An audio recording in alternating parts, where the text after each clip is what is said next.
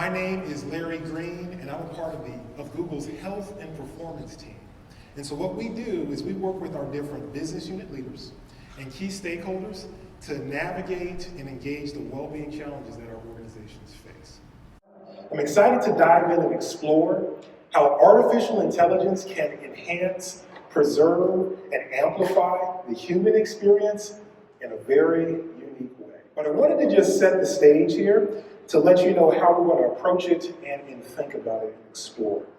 So when I talk about the human experience, there are a couple of things that come to mind. The first thing that I wanted to talk about is the power of emotions, moments, and stories. So these are two old pictures from my family, on both sides of my family.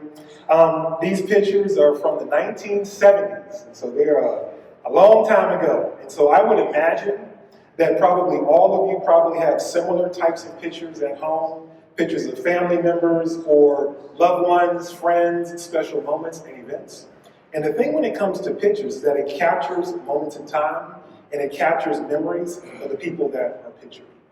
And so in both of these pictures here, there are a total of 22 people that are shown. And as of today, roughly half of the people shown have passed away. And so that's just a part of life. You know, it's a painful and sad thing when loved ones, friends, or family members that are close to you, especially over time, pass away. But the thing that can be so visceral about that experience is that the moments, memories, and perspectives from their point of view die with them. And so I wonder, could artificial intelligence help with that? And then one other side note here too, I'm actually in one of these pictures. Can you guys, can you all picture where I am? I think you probably see the recording. Yeah, the little guy with the bow tie. So that's what I was doing in the 1970s, is doing that. And then one other thing too, I wanted to give a special shout out to the gentleman sitting in the chair. So this person is my great-grandfather, and he was the person born the furthest back that I ever met. He was born in 1890, and then get this, his parents, emancipated slaves. And so from a generational contact point of view, I'm basically just one generation removed from the experience of slavery. And so I wonder, could AI, help preserve those moments and memories? Because we have, obviously, artificial intelligence and computers and things can capture data and moments, even photos and even video, but the emotions and memories and sentiments, my great-grandfather's story, he's a World War I vet, and so the stories and moments and sentiments around that, because we have the data, but what's the emotion attached to it? Could AI help? The next thing I wanted to highlight are capturing major moments in time, big events, from different points of view. And the example that I wanted to highlight here is this date on the screen. July 4th, 1776. So we obviously know that is a very important day in United States American history. It was the day that we declared our independence from Great Britain. Thomas Jefferson wrote, "We hold these truths to be self-evident that all men are created equal." And so with that, he captured the essence, the moment, the memories, and the emotion of that significant moment in time. Now, another thing when it comes to capturing moments in time from different perspectives is that with creative expression is another way to do it. And so I think of things like songs. There are a number of songs written back then that capture the essence of what was going on at that time. And so actually for right now, I wanted to do something a little bit different. I wanted to play a little name that tune. So see if you know this song here. Oh, say, can you see by the dawn's early light what so proudly we hailed at the twilight's last gleaming? You know that song? National Anthem, yes. Thank you. Written by Francis Scott Key in the early 1800s. And if you ever were to read the verses or the lyrics from that song, it's a story. It captures the emotion, the essence of what was going on during that time. July 4th, 1776, a very significant day. There are a few caveats to that statement. So on July 4th, 1776, it's a very significant day if you were white. It's a very significant day if you were a man. It was a very significant day if you were a property owner or a landowner. And so if you fell outside of that criteria, July 4th, 1776 is actually just another day, if you think about it. And most especially if you were a slave or if you were a woman. This day, July 4th, doesn't necessarily look any different than July 3rd, July 7th, July 20th, that's my birthday, by the way. You know, all those dates look the same with them. Frederick Douglass once wrote, "What is the meaning of the 4th of July to the slave?" It was a powerful speech that he wrote in the 1850s to really challenge the whole institution of slavery. Now, just as I said a minute ago, when it comes to creative expression, to capture the moments, memories, and stories of those times, there's another song that comes to mind. We'll be naming that tune again on this one. So let me know if you know this song here. Lift every voice and sing till earth and heaven ring, ring with the harmonies of liberty. Let our rejoicing rise high as the listening skies. Let it resound loud as the rolling seas. You ever heard that song? Anybody? Maybe not. Okay. That song is called Lift Every Voice and Sing, aka the National Negro Anthem. It was written by James Weldon Johnson in 1900, and it actually captures the other perspective. And so when you think about July 4th, 1776, from my lived experience, I would actually put January 1st, 1863 right up there with July 4th, 1776. Does anybody know the significance of that date? That's the date that the Emancipation Proclamation went into effect. And so capturing those different perspectives around major moments in history, could artificial intelligence help with that? We're going to be at the intersection of artificial intelligence, emotional intelligence, and ancestral intelligence. And I nicknamed this the original AI. And this is where it gets into the wisdom, the history, the moments, the feelings of those things passed down from generation to generation. And could artificial intelligence help preserve those things that can happen, that can pass on beyond our physical lifetime?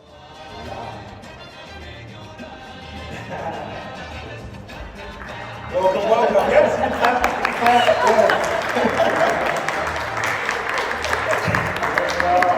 Great. Yes, so thank you for joining me today. So we're actually just going to let my panelists introduce themselves.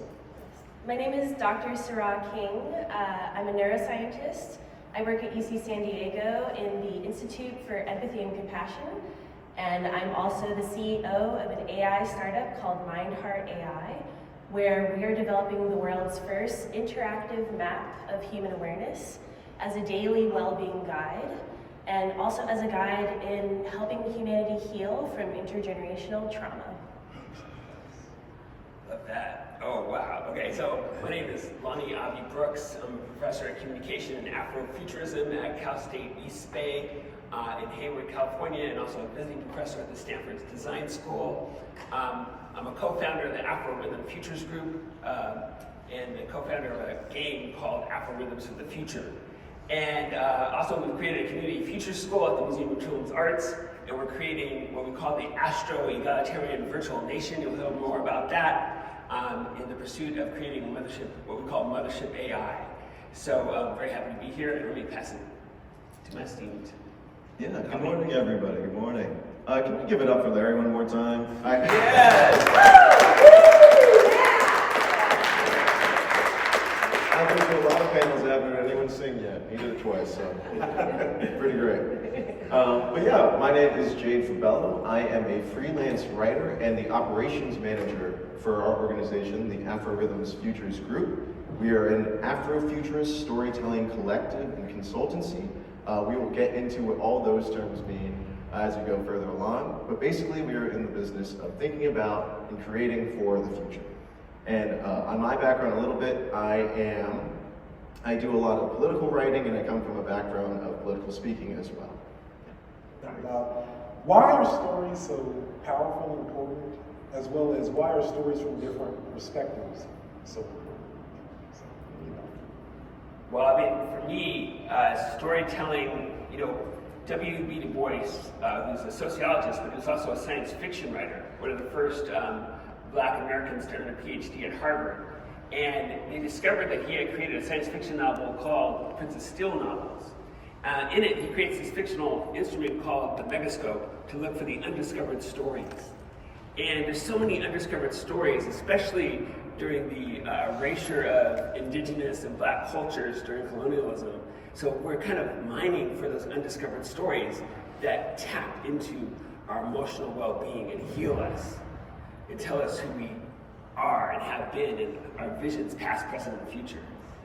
I've heard a lot of mentions in this space about how Google Vertex is really revolutionizing the capacity for us to access all of the stories and information on the internet in order to be able to include them in the algorithms that are really shaping our lives. But then we really have to remember that not all of the planet actually has access to the internet, to technology at this time.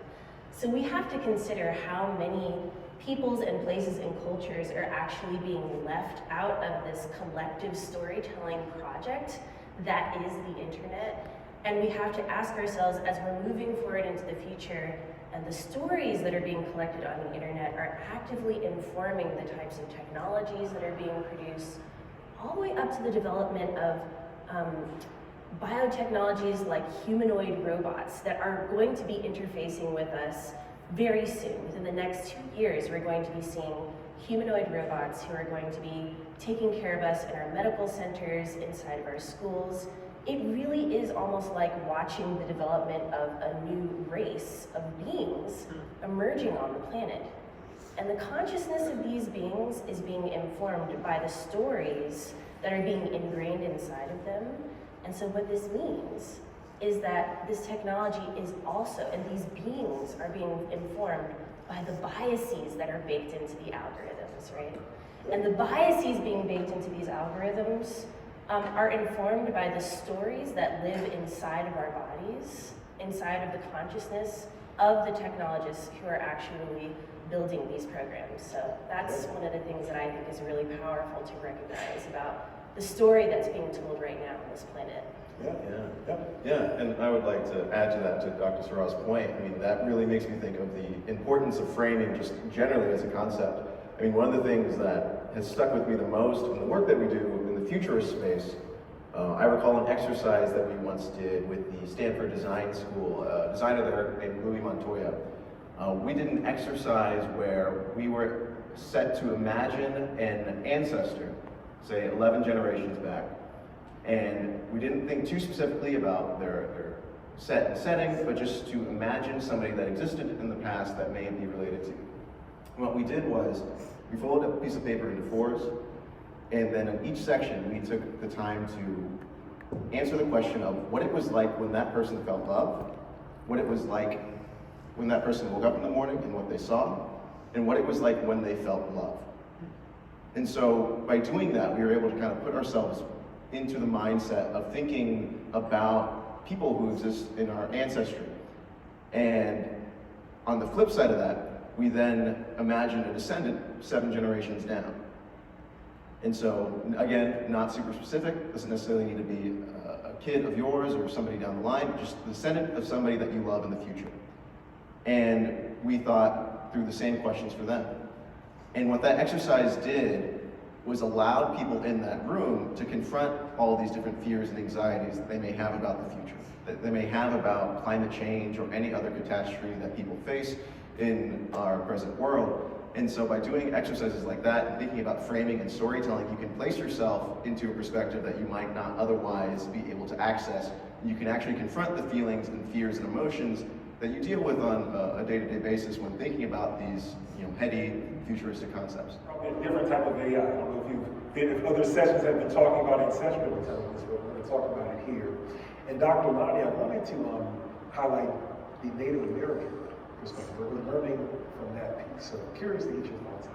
Yeah, there's a great article by Michael Lewis in Toronto and fellow authors called Making Kin with Machines. And they look at indigenous perspectives that have brought in inanimate objects as part of a sacred circle of relationships. That this has been ongoing for thousands of years, and how can we leverage that knowledge to actually create AI as kin? So they look from various perspectives, like the Hawaiian concept of pono, which is balance and righteousness, and Wakatoan, the Cree concept for kinship, and Wahan, the Lakota idea of the mysterious and the sacred. And how can we not just look at these things that we're bringing in, biohumanoid robots and AI, not just as tools and extensions of tools, but as a community of beings that we're bringing together. And how do we create a relationship that brings them in as family and really creates an ethical, responsible relationships with these other beings that we're creating in our midst. So for me, leveraging that indigenous perspective is so important to have with us as we create these relationships, these new relationships, and try to understand the framework that we're building with them. Oh, yeah. And then I also want to just move into Afrofuturism, because you both mentioned that before. Wanted to expand on that a little bit more. Fantasy to create alternative futures based on the Black experience. And the idea of astro-Blackness, to see beyond just our colonial mentality, to rise above into the multitudes and possibilities in the universe, is really powerful.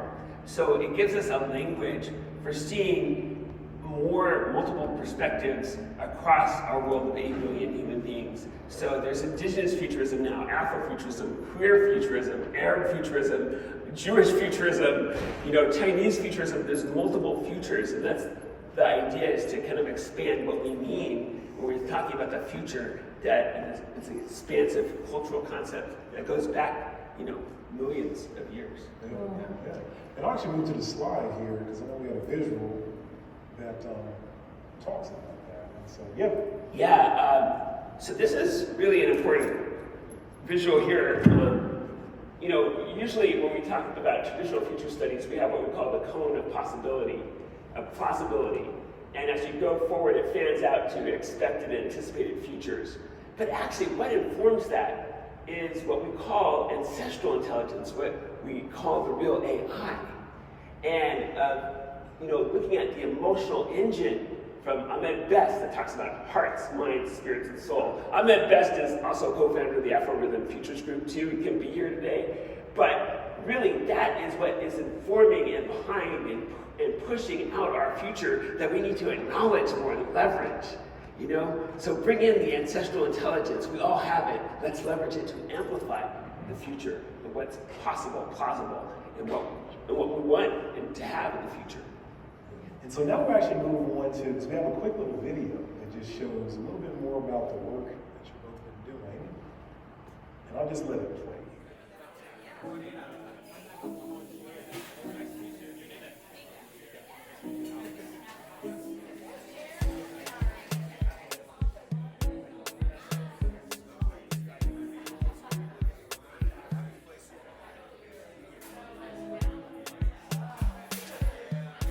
Somebody has to ask the question, what's next? And it might as well be us who have thrived through catastrophe. The Black experience in this world is an experience of magic through catastrophe. This game is a practice. It's a tool, it's a game, but it's also a practice. It's also a way to keep you in that mind space, right? Keep you in that headspace of we can create, we can imagine, we can make these things, right? And that's why we gamify this, right? Because playing gets us out of the seriousness. We're taught out of playing. I think Afro Rhythms is an exercise in shared reality creation, right? It's like all of us, I didn't know any of you basically other than, one or two people before today, and now we've, over the course of this day, engaged in creating our own shared reality. But I think that some of the voices that are not here today are children, youth, and then we lack sort of that intergenerational feel, right? Where are the elders? Because I think that we miss a lot when we decide that intergenerational is not important and critical to the conversation. It doesn't matter what we say from the scientific perspective.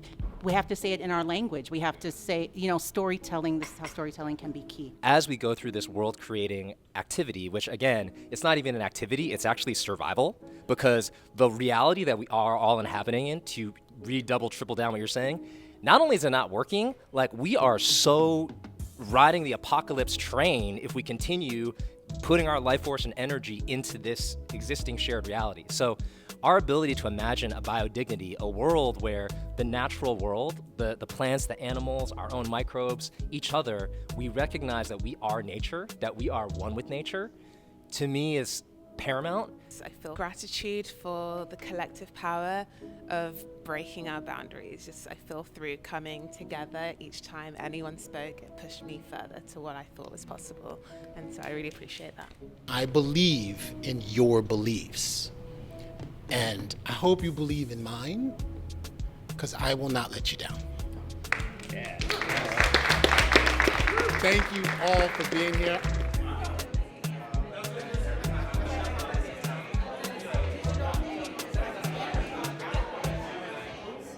And as a neuroscientist, one of the terms that I have that has come out of my research, it's called a collective nervous system.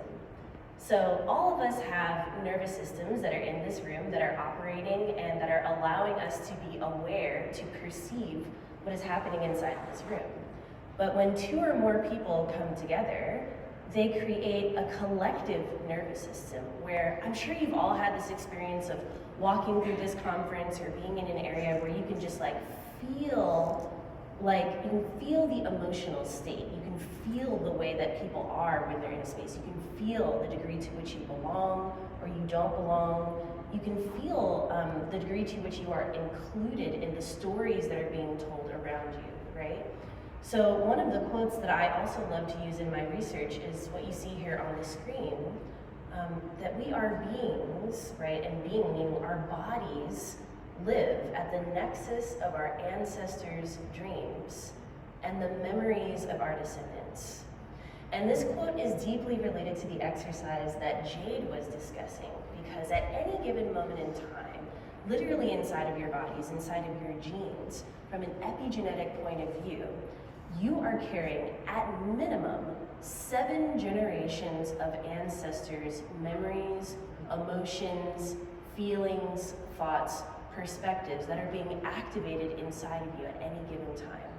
And then whatever it is that you are experiencing inside of your body in this lifetime, you will then be passing that on. So you can imagine 7 generations of beings living on this planet long after we are gone are going to be carrying the resonance of everything it is that you experience in your lifetime, the stories that you carry in their bodies.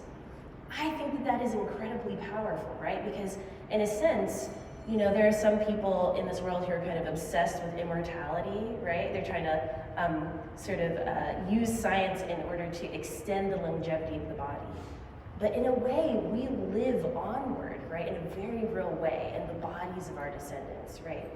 So at Mindheart AI, we are actually developing an AI technology, right? We have a mission where we are leveraging neuroscience and AI to support the development of individual and collective well-being for personal and planetary health through the development of this map of human awareness called the Systems-Based Awareness Map. So also at Mindheart AI, we intend to connect the world with the most comprehensive platform for personalized digital and in real world well-being resources through the development of this map. And I'll be showing you the map in just a moment. But the point of the map is to really help us to illuminate the relationship between individual and collective trauma using AI so that we can actually map out our experience of healing and the ways that our awareness is transformed by healing processes in real time. And I feel like, given everything that is happening on the planet at this time, we really need to be able to visualize what it looks like for us all to experience individual and collective healing. And so with that, I'd like to introduce to you the Systems-Based Awareness Map. This is the two-dimensional map of human awareness that I developed as a part of my neuroscience research when I was a postdoc in neurology at Oregon Health Science University. And so this map contains 8 different domains of human awareness, starting with, if you see the internal blue ring of internal awareness, it really allows us to map out everything that we are experiencing inside of our bodies in any given moment. So you can imagine, within your internal awareness right now, you are experiencing in this moment so many different memories, emotions, feelings, sensations, and thoughts, right in this very moment. And then if we expand out from there, right, still staying inside of the body, to this layer, it's the purple ring of identity awareness. All of us have identities, right, and they're incredibly complex. And our identities are really comprised of this basis of, again, everything that our ancestors experienced, what we are experiencing right now, as well as what our descendants will experience in the future. It has to do with our epigenetics, right? How our environment has really informed the way that our genes, in a sense, turn on and off throughout our lifetime. And it also has to do with our intersectional identity, right? Race, gender, religion, culture, all of these are aspects that are really shaping our awareness of who we really are.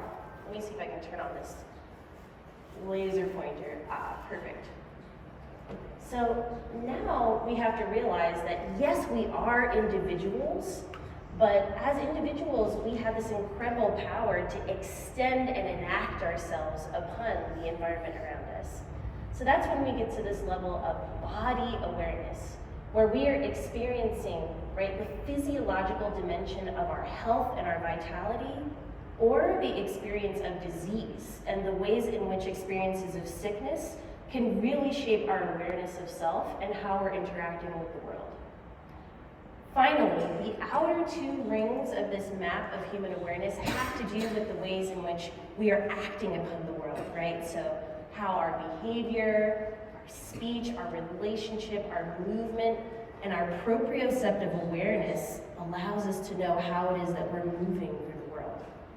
And then finally, it maps the function of ourselves as individuals onto ourselves as the experience of being a part of the collective consciousness. So how it is that we are really moving and impacting the environment, society, and culture at any given time. But I would really love to invite us to, if you will, experiment with me and close your eyes for just a moment if it feels comfortable. And maybe settle into your chair, and if it doesn't feel comfortable to close your eyes, you might just like lower your eyes to the floor and just like come into a space of imagination.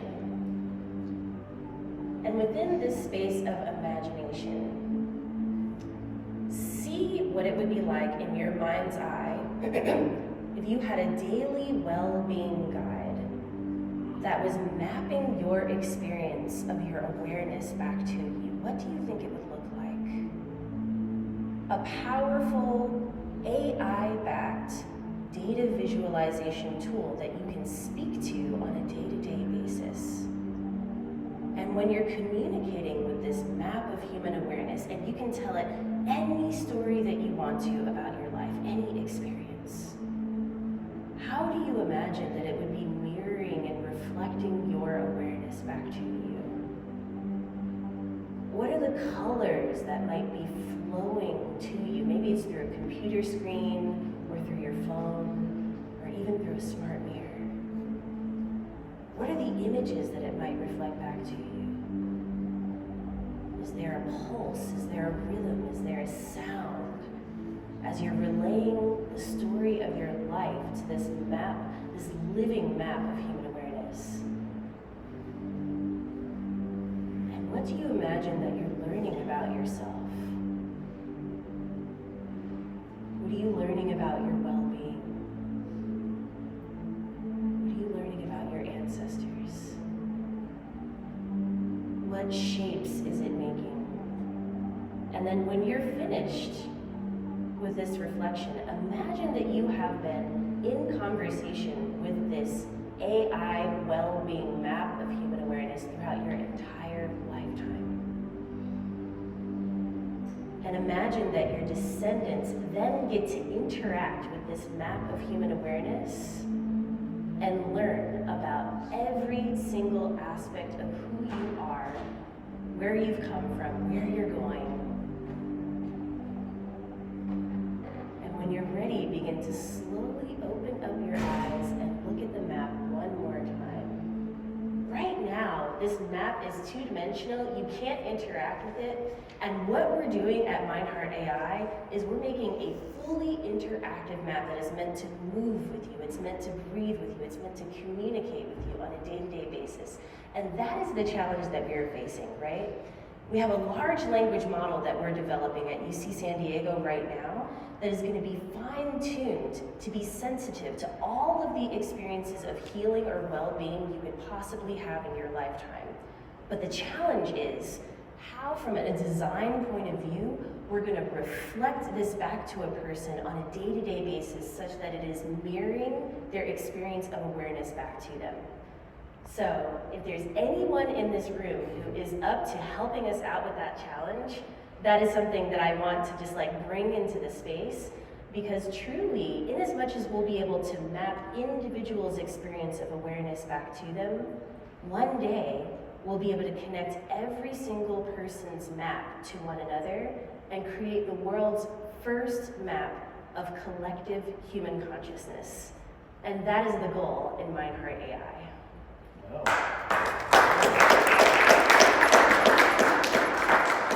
Just a quick final word from everybody here with our time, and then we'll have questions.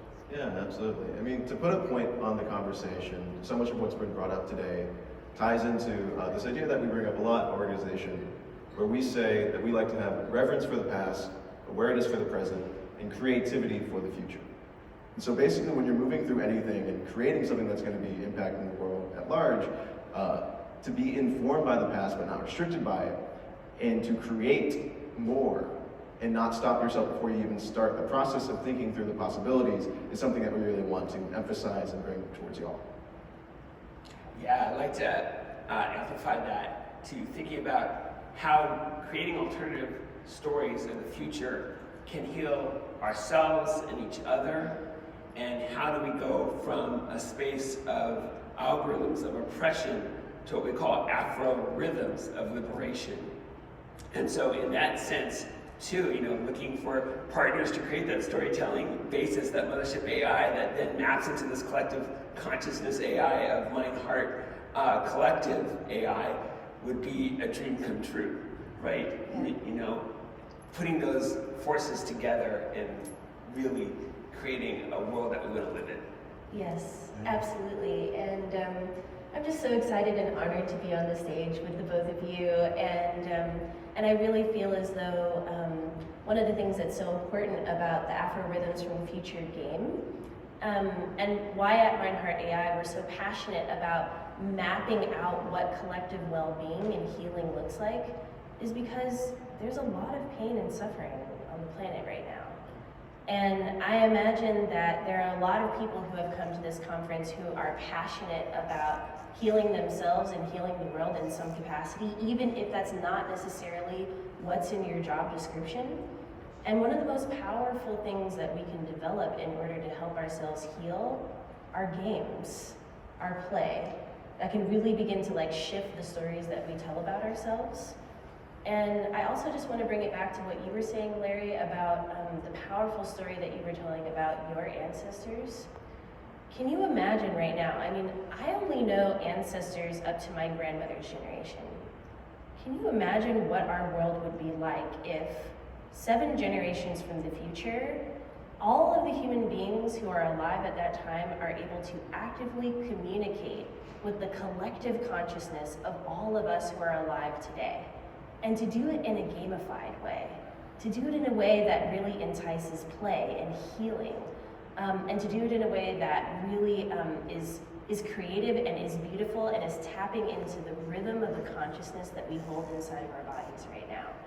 We have the capacity to do that with all of the tools that we have been discussing here at this conference. And I just want to bring that alive in our imaginations today so that we can really begin to think about what that future might look like and partner to bring it alive together.